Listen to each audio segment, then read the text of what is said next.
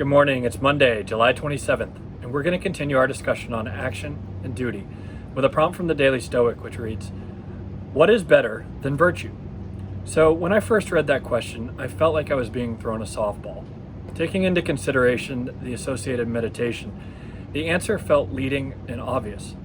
After all, it opens with Marcus Aurelius challenging himself, basically saying, go ahead, try and find something better than virtue.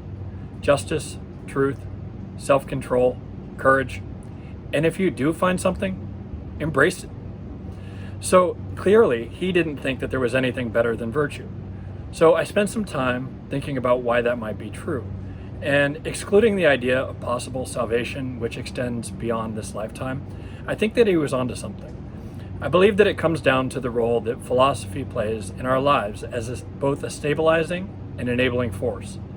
In a world characterized by uncertainty, it provides a framework robust enough to withstand any conditions, both in good times and in bad. Because the reality, whether or not we want to face it, is that everything that we strive for or hold in high regard in this life is transient.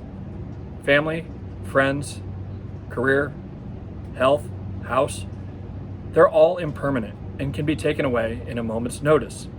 What happens to each of those is completely beyond our control. What remains in our control is how we choose to respond to any and all circumstances. And for that, we turn to philosophy. But this concept of Summum Bonum, or the highest good of four virtues, was not only intended to help us weather the storm, but also to fully realize a good life to the greatest extent possible. By working to refine the role that wisdom, courage, self-control, and justice play in our thoughts, behaviors, and daily activities, we find ourselves more equipped to be better problem solvers and more productive, kinder and more helpful to our fellow humans, more appreciative of life, and more present in our existence. We're able to pivot and adjust with greater fluidity as life evolves and demands. We learn to access that stillness, which affords us that space between stimulus and response. We find balance in all facets of our life. We discover perspective that both humbles and empowers, depending on what is most needed at that particular moment in time. All that said, I don't want to in any way diminish the role that all those other aspects play in our life, those being family, friends, health, career, etc. Without those, life would be far less rewarding and interesting.